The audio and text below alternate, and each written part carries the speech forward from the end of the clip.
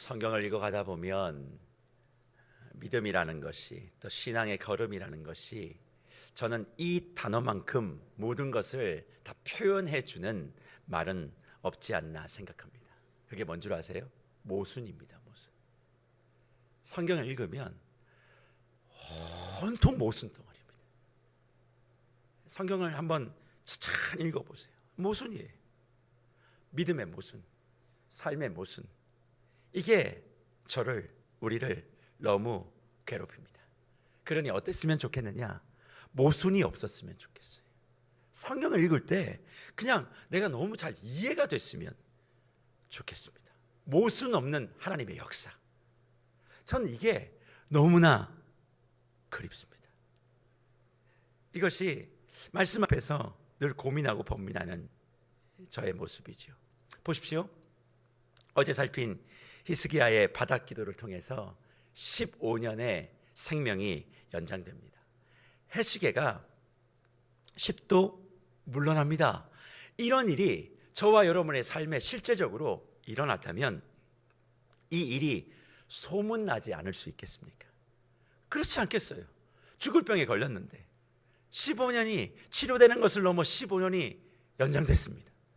그리고 자기 자신을 위해서 하나님이 징표로 해 시계를 10도 뒤로 물렸다라고 하는 이것이 분명하고 명확하게 확인되어질 때 얼마나 많은 소문이 안 날 수 있겠습니까?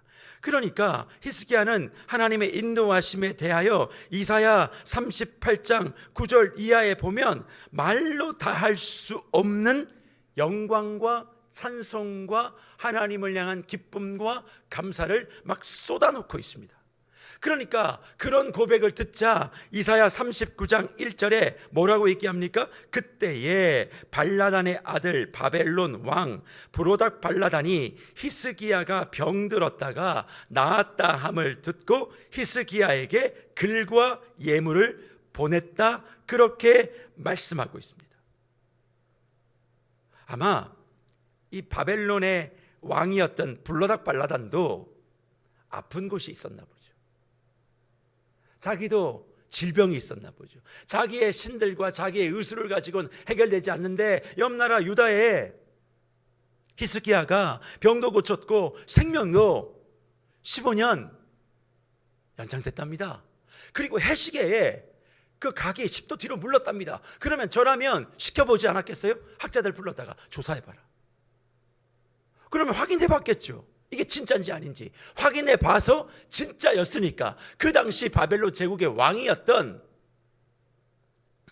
무로닥 발라단이 깜짝 놀란 것 아니겠어요? 이야, 유다의 하나님은 도대체 어떤 하나님인데 앞으로 갔던 해를 뒤로 10도 물릴 수 있냐? 야, 대단하다. 그 하나님께 가게 되어지면 나도 병도 고치고 나도 뭔가 힘을 좀 얻을 수 있지 않겠나? 그런 마음을 가지고 히스기야에게 글과 예물을 보낸 거예요. 그리고 또 정치 역학적으로 지금 당대 강대국은 바벨론이 아니라 아수르입니다. 아수르의 그 힘을 대적하기 위해서 뭐가 필요해요? 동맹이 필요한 거예요. 그러니까 이번 기회에 좀 예물도 보내고 당신의 하나님에 대해서 묻는 척도 좀 하고, 아니 진심으로 내가 좀 낫고 나도 그 힘을 좀 얻고자 할 겸 히스기야에게 마음을 표하고, 그리고 또 사자들을 이렇게 보내가지고 예물을 들고 왔던 사신들, 그런 사람들을 보내서 뭐 좋은 관계를 그렇게 맺으려고 하는 모습이 이사야 39장에 이어지고 있습니다. 그런데 이런 바벨론의 사신들을 만났을 때 히스기야가 뭘 했어요? 신이 나서 자랑하기 시작합니다. 안 그렇겠어요? 자기의 소문을 듣고 막 와가지고 막 이렇다 저렇다 하나님이 이렇게 주셨다 막 그렇게 얘기하다가 뭐까지 막 얘기하냐면 지금 유다의 보물이 이렇고 군대가 이렇고 이것까지 그냥 히스기야가 신이 나서 얘기한 겁니다. 아니 사실은 뭐 손님도 왔고 그러면 얘기하다 보면 그럴 수 있지 않습니까? 뭐 내 안에 나쁜 일도 아니고 좋은 일이 있었으면 막 얘기하면 그거 기쁘잖아요. 뭔가 좀 자랑하고 싶고 또 뭐 내 자랑이라고 얘기하기는 좀 뭐하지만 하나님께서 이렇게 하셨다라고 하다 보면 또 내가 좀 자랑하고 싶은 것도 좀 많아지는, 그래서 인간의 연약함도 사실 있는 것 아닙니까? 그런데 이렇게 당연하고 어쩌면 찾아온 손님들을 향해서 좀 애교로 봐줄 수 있는 이 모습을 향해 하나님이 뭘 하세요? 경고하시고 심판을 선언하십니다. 그 내용이 이사야 39장 이하 6절부터 8절까지의 말씀인데 이렇게 되어 있어요. 보라, 날이 이르니니 내 집에 있는 모든 소유와 내 조상들이 오늘까지 쌓아둔 것이 모두 바벨론으로 옮긴 바 되고 남을 것이 없으리라. 여호와의 말이니라. 또 내게서 태어날 자손 중에 몇이 사로잡혀 바벨론 왕궁의 환관이 되리라 하셨나이다 하니, 히스기야가 이사야에게 이르되 당신이 이른바 여호와의 말씀이 좋소이다 하고 또 이르되 내 성전에는 평안과 견고함이 있으리로다 하니라. 그렇게 말씀하고 있는 거예요. 저 안에 사랑하는 목별 여러분, 이게 이해가 되십니까? 저는 두 가지 차원에서 이해가 되지 않아요. 첫 번째는 그 정도의 뭐 자랑, 또 없었던 일도 아니고 있었던 일들에 대해서 신이 나서 얘기하는 것이 이게 바벨론으로 포로 잡혀갈 일인가, 심판받을 일인가, 이것에 대한 이해되지 않은 모순. 두 번째는 히스기야의 자체에 대한 여러 가지 마음의 불편함. 왜요? 지금 나라가 망한다는 얘기거든요. 유다가 망한다, 바벨론에 의해서. 그리고 바벨론에 너희 자손들이 끌려갈 것이다, 그렇게 얘기하면 뭐 회개를 하든지 잘못했다고 얘기하든지 엎어져서 이거 안 된다고 얘기하든지 슬퍼서 울어야 되는데, 히스기야가 뭐라고 얘기합니까? 8절 이하의 말씀에 당신이 이른바 여호와의 말씀이 뭐하다? 좋대요. 지금 다 나라가 망하는데 자기 자손들 다 끌려갈 건데, 근데 좋은 이유가 뭐냐? 8절 하반절에 내 생전에는 평안과 견고함이 있을 거니까. 무슨 얘기예요? 내 때는 망하지 않는다는 거예요. 나는 바벨론에 끌려간다는 얘기가 아니잖아요. 내 자식들이 끌려가는 건 나하고 상관없으니까 나는 문제 없지 않냐? 나는 편안하지 않냐? 난 안전하지 않냐? 그렇게 얘기하는 거예요. 자, 그러면 이 문제가 하나님이 히스기야를 심판할 수밖에 없었던 이유가 사실 여기 있어요. 뭘까요? 신앙은, 믿음은 주어가 바뀌는 거라고 말씀드렸잖아요. 하나님에 의하여, 히스기야가 한 게 없어요. 하나님이 주신 은혜로 말미암아 그가 그렇게 됐음에도 불구하고 사신들 앞에서는 누가 주어가 됐을까요? 자기가 주어가 된 거예요. 내가 주어가 된 거예요. 그러니까 하나님이 그를 향하여 심판을 얘기했어요. 그러니까 그 심판 앞에서도 내가 당하는 건 아니니까 괜찮습니다, 좋습니다. 이것이 하나님의 구원의 역사를 이끌어가야 될 주인공으로 선택받은 히스기야가 보였던 말년의 모습이라는 거예요. 그래서요, 사람은 기대하면 안 됩니다. 사람은 기대의 존재와 기대의 대상이 아닌 거예요. 결국 하나님의 말씀에 대하여 순전하게 반응했던 히스기야조차도 그의 마지막 노년에 하나님의 말씀에 대한 거부, 하나님의 말씀과 전혀 상관없는 그 모습, 죽음의 자리에서 부활을 경험한 사람이었지만 결국 그도 꺾이고 넘어질 수밖에 없었다. 이런 답답한 상황 속에 뭐가 기록이 되어 있을까요? 오늘 이사야 40장에 본문이 기록되어 있고, 하나님의 기대가 무너져 이제 뭐예요? 히스기야의 그 실수 하나 때문에 유다의 심판이 선포되었고, 유다가 이제 본격적으로 바벨론에 의하여 멸망되어지는 역사의 길을 걸어가게 되는 거예요. 그러면서 무너진 유다를 향하여 이사야가 소리를 치게 하나님이 허락하십니다. 그 첫 번째 일성이 뭐냐? 이사야 40장 1절 말씀이죠. 이렇게 기록합니다. 너희의 하나님이 이르시되 너희는 위로하라, 내 백성을 위로하라. 너희 하나님이 말씀하시는 거예요. 너희는 위로하라, 내 백성을 위로하라. 사실 이 말씀이 나오기까지 제가 서론에도 말씀드렸지만 이 히스기야에 대해서 우리는 오해하고 있는 것이 너무 많아요. 사실 히스기야를 바라보면 이 가문 자체가 모순 덩어리예요. 왜 그런 줄 아십니까? 사실 히스기야의 아버지가 누구예요? 아하스입니다. 히스기야의 아빠는 아하스. 아하스가 누구예요? 자기 아들을 몰렉이라는 신에게 산채로 제물로 바쳐 불태웠던 사람입니다. 자기 자녀를요, 산 제물로 바쳤던 왕이 아하스입니다. 악하기로는 성경에 2등이면 아쉬울 왕이 아하스예요. 악한 왕의 넘버원이라고 해도 과언이 아닌 그 아하스가 히스기야의 아버지입니다. 모순이죠.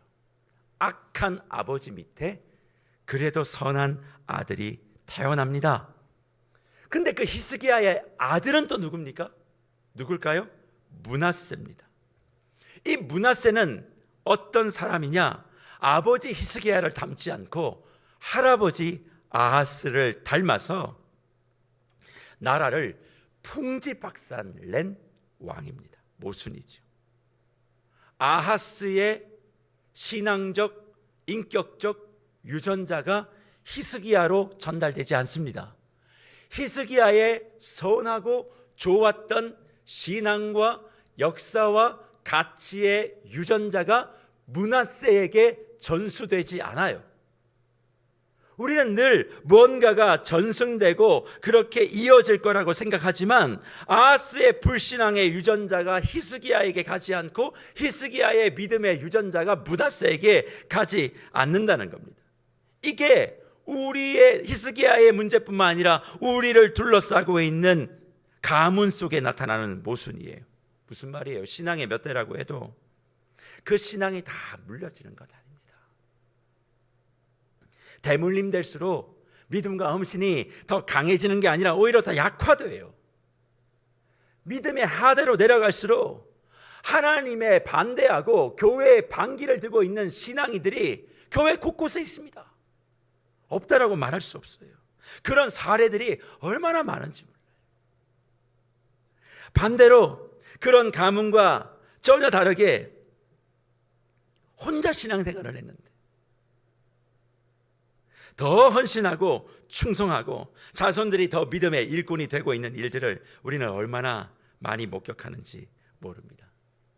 비단 신앙의 계승 사역 안에만 그런 것이 아니라 우리 일상에 그래서 이런 이해되지 아니하는 모순과 또 상황의 충돌이 너무 빈번하다는 거예요.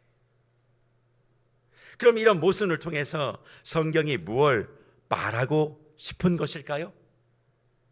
다른 게 아니에요. 하나님이 모든 것을 주관하고 계신다는 것을 이야기하고 싶은 거예요. 내가 이해가 되면 그건 내가 생각하는 거잖아요. 이해되지 아니하는 이 모순 동의를 던져놓고 하나님 말씀하고 싶은 게 뭐냐? 이 모든 것 내가 주권자야, 내가 통치해, 내가 이끌어 간다는 것을 말씀하고 싶은 거죠. 우리는 원인이 있으면 결과가 있다라고 하는 인과응보의 법칙으로 세상을 보기를 원해요. 그래야 심플하잖아요. 이유가 있고 원인이 있고 결과가 있는 것, 이렇게 움직여져야 마음이 편안해져요. 그런데 하나님의 역사는, 성령의 인도하심은 원인이 없는데 결과가 있어요. 원인이 없는데 결과가 있어요. 이유가 있어도 결과가 없어요. 이 모든 일을 내가 노력해도 노력의 10분의 1도 결과를 얻을 수 없는 일이 비일비재하고, 내가 아무것도 하지 않는 것 같은데 뭔가 풍성하게 받는 일도 있단 말이에요. 그러니 인과응보와 이 기승전결이라고 하는 이런 내 사고의 시스템을 가지고 신앙을 바라보고 성경을 바라보며 하나님의 역사를 바라보는 사람들은 이 모순 앞에 시험이 드는 거죠. 하나님이 선하시다면 착하고 정직하고 바르게 살아가는 사람들이 복이 가득해야 되는데 오히려 그 사람들이 더 힘이 든 거죠. 악한 일들이 더 번성하는 거예요. 이런 모순 앞에 마음이 무너지고 계시지 않습니까? 그런데 이 모순을요, 내가 중심이 되어서 바라보면 다 말이 되지 않는 거예요. 근데 주어가 내가 아니고 하나님이 되어지면 이게 이해가 되기 시작합니다. 정말 믿음으로 받아들이기 시작하는 거예요. 왜냐면요, 이렇게 생각하시는 분들이 있거든요. 목사님, 아니 이유가 없는데 결과가 있고 원인이 있어도 결과가 없다면 내가 굳이 이 특세에 나올 이유가 있습니까? 안 나와도 다 그분 손에 이루어지는 것 아니에요? 뭘 이렇게 요난스럽게 합니까? 그럴 필요 없잖아요. 열심히 이렇게 살 이유가 뭐가 있습니까? 좀 허랑방탕하다가 시간 되면 또 돌아가겠죠. 그러신 분들이 있잖아요. 뭔가 내 삶에 열심을 가지고 믿음 생활하는 것에 대해서 이게 물음표를 던지시는 분들이. 그런데요, 이 이유 없는 결과, 원인 있는 또 결과 없음, 이 상황 속에서 갈등하고 있는 저와 여러분에게 하나님이 그거 모순 아니야, 그거 여기에 놀라운 비밀이 있어 라고 말씀하시며 우리에게 주신 말씀이 있는데, 그게 뭔 줄 아십니까? 마태복음 20장에 나오는 포도원 품삯 비유예요.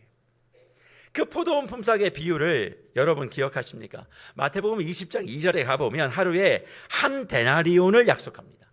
그 당시 하루에 노동자들이 받는 품삯을 약속하고 오전 12시, 오후 12시, 오전 9시, 오후 12시, 오후 3시에 동일한 약속을 하고 포도원의 품꾼들을 데려다가 포도원 주인이 일을 시키는 거예요.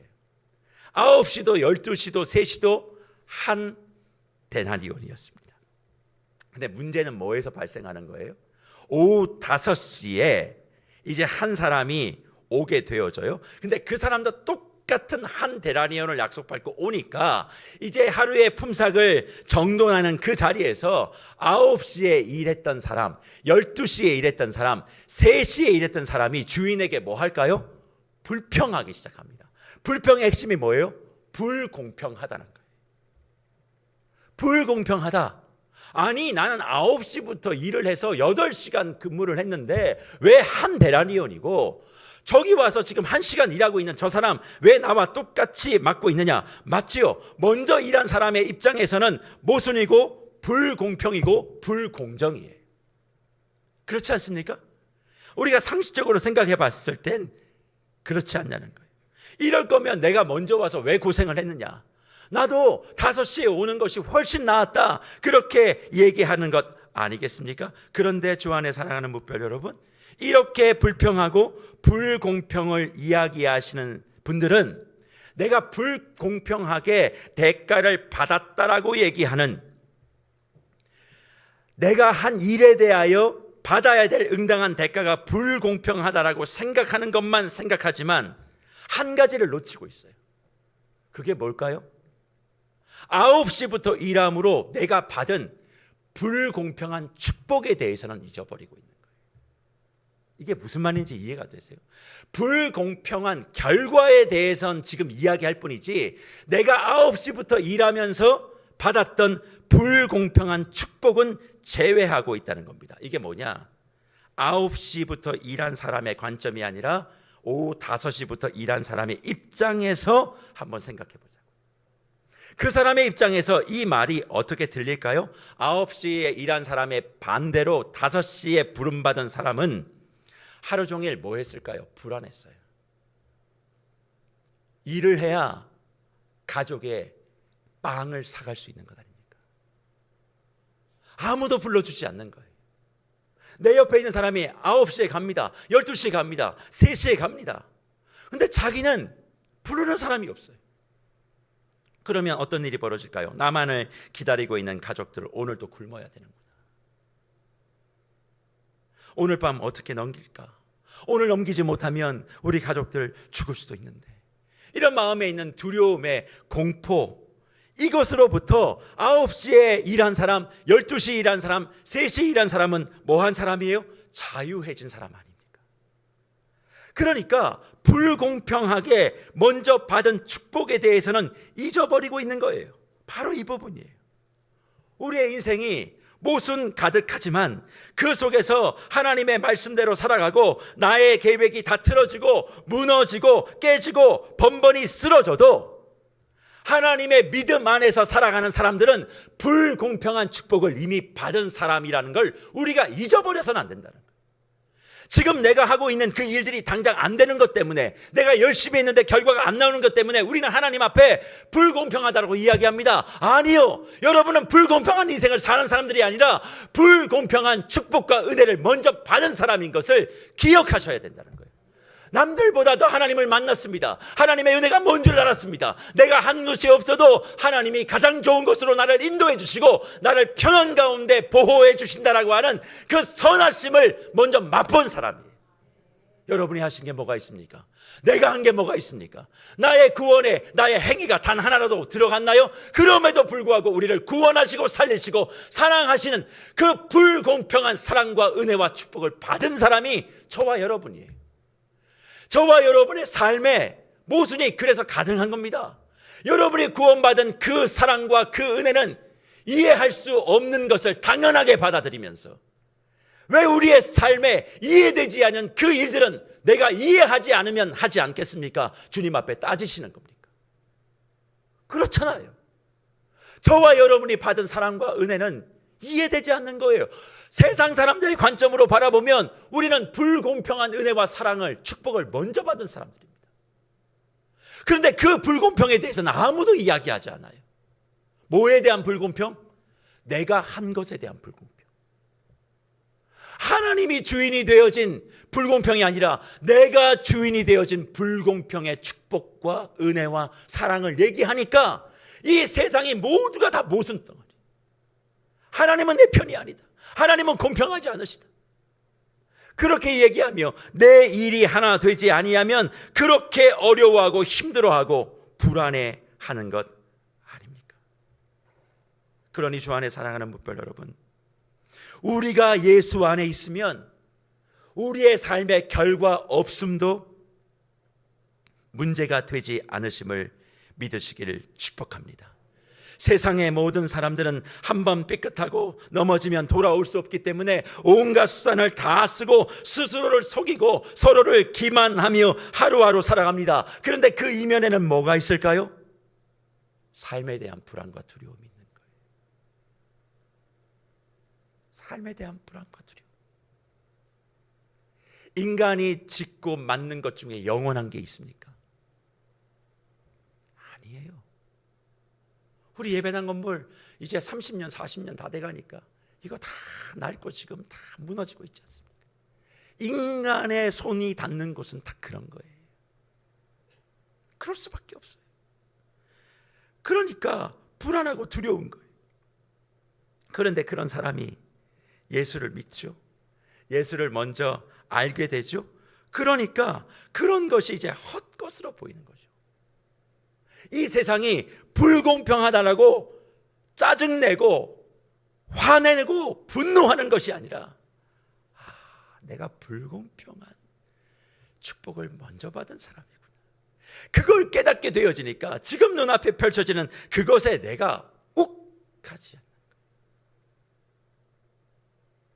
내가 져도, 내가 망해도, 내가 깨져도 내 금가 있는 그 잔에 하나님의 승리를 담으시고 망한 내 삶의 터전에 성공의 뼈대를 세우시고 깨진 나의 밥그릇에 생명의 능력을 부어주셔서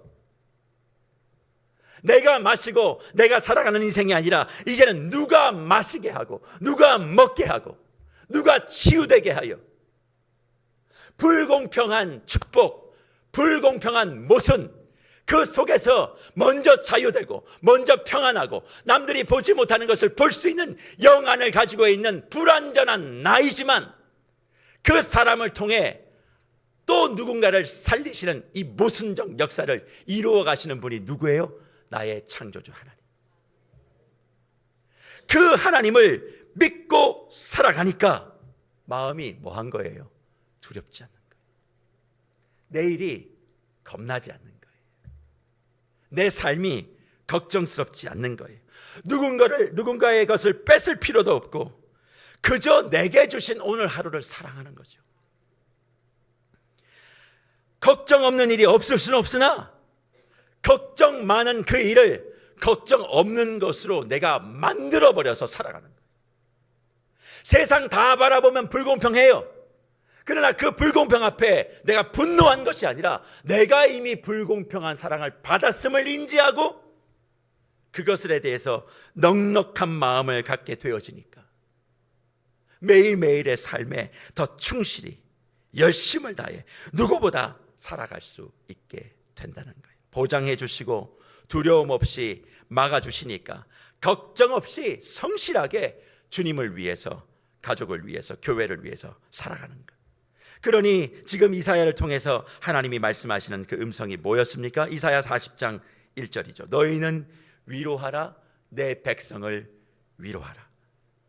이 배경 자체가 이스라엘의 유다의 희망과도 같은 히스기야마저 깨지고 넘어지고 엎어진 상황이지만 하나님 말씀하시는 거예요.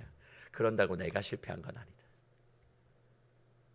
네가 생각하는 그 일이 뜻대로 안 됐다고 내가 실패한 건 아니다. 네가 바라고 원하는 일들이 안 됐다고 내 능력이 패배한 것 아니다. 나는 세상을 움직이는 창조주 하나님이다. 여호와 하나님이다. 태초에 하나님이 천지를 창조하셨을 때 그 하나님이다. 네가 이해되지 않는다고 해도 나는 하나님이고 네가 받아들일 수 없다 할지라도 나는 하나님이다. 그러니 그 하나님 앞에 나와서 뭐 하나 얻기 위해 하나님 이번에 이것만 해주시면 내가 저거 하겠습니다. 이런 거래하지 말라는 거예요. 이번에 이거 해결해 주시면 다시는 제가 그거 달라고 하지 않겠습니다. 이런 계산을 가지고 하나님 앞에 나오는 사람들은 다 가짜 믿음 갖고 있는 사람. 그러니까 그런 믿음 갖고 기도하지 말고 우리가 해야 될 건 뭐예요? 내 아버지에게, 아까 창조주 하나님을 믿는다라고 하는 것, 젊은 날에 창조주 하나님을 기억하라고 얘기하는 건 뭐예요? 나보다 하나님이 먼저 계셨다, 나보다 먼저 하나님이 먼저 계셨다는 그 의미가 아버지란 뜻이거든요. 예수님이 그렇게 얘기하잖아요. 아버지는 우리보다 먼저 오신 분이다. 그러니까 먼저 행하시는 그 아버지 앞에 계산하세요? 따지세요? 그냥 나와서 얘기하면 돼요. 오늘 와서 얘기하고 내일 와서 얘기하면 그냥 모든 것을 다 주시는 분이다 말씀하고 계시는 거죠. 그래서 이사야를 통해서 하나님이 말씀하시며 내 백성을, 너희는 내 백성을 위로하라, 내 백성을 위로하라, 그렇게 말씀하시는 그 말씀은 이스라엘의 리더십을 향해서 하나님의 백성을 위로하라고 하는 말씀이라고 우리는 늘 생각합니다만, 저는 이번 특세를 준비하며 말씀을 묵상하며 그런 말씀보다 조금 다른 하나님의 마음이 제 안에 있었어요. 그게 뭐냐? 다시 우리 40장 1절 한번 보여주실래요?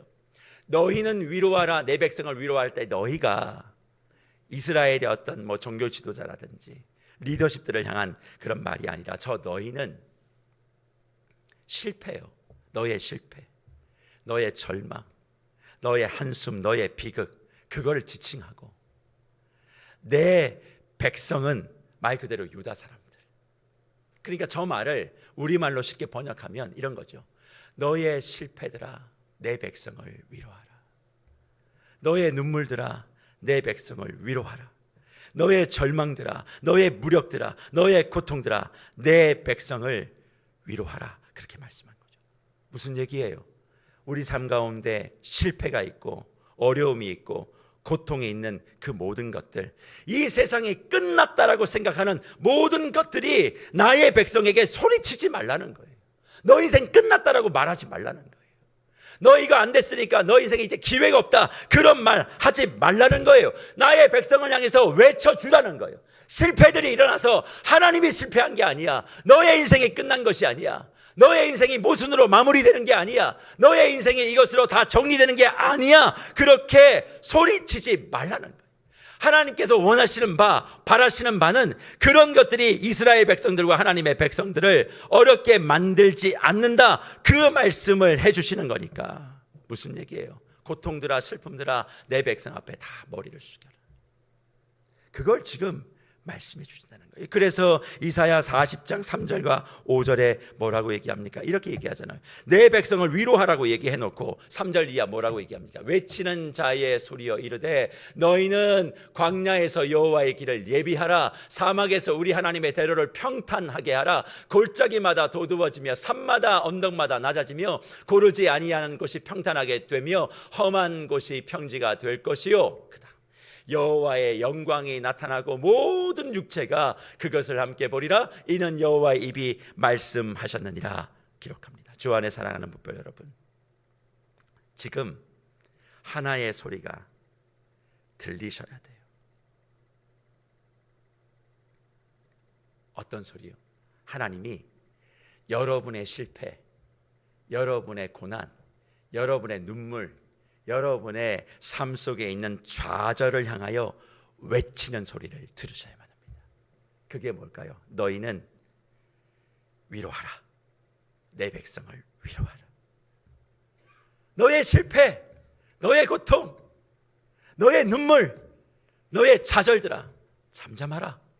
그런 것들은 나의 자녀를 향하여 네 인생이 이제 끝났다고, 희망 없다고, 뭘 할 수 있겠냐고 그렇게 외치지만 그 외침을 다 멈춰라. 내가 실패한 게 아니다.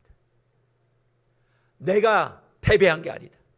내가 무너진 게 아니다. 그러니 내 백성을 위로하라.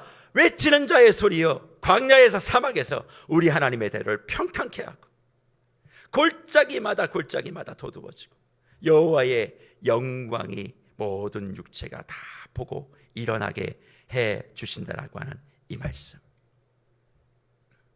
그런 말씀을 마무리하며 우리 귀한 주의 묵별들에게 진심으로 축복합니다. 오늘 이 세 가지를 가슴에 딱 새기셨으면 좋겠어요. 첫 번째는 뭐냐? 세상이 불공평하다고 따지시는 분들 계십니까? 내가 불공평한 사랑을 먼저 받은 사람이에요. 왜 난 이렇게 고생해야 돼?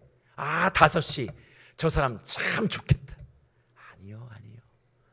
너무 불공평한 사랑과 축복을 이미 받은 사람이 나라는 걸 인지하시는 저와 여러분 되시기를 간절히 축복하고, 두 번째로 지금 나를 향한 실패, 좌절이 막 소리 지릅니까? 야, 이러다가 네 강해 이제 망한다. 야, 이러다가 네 교회 이제 문 닫겠다.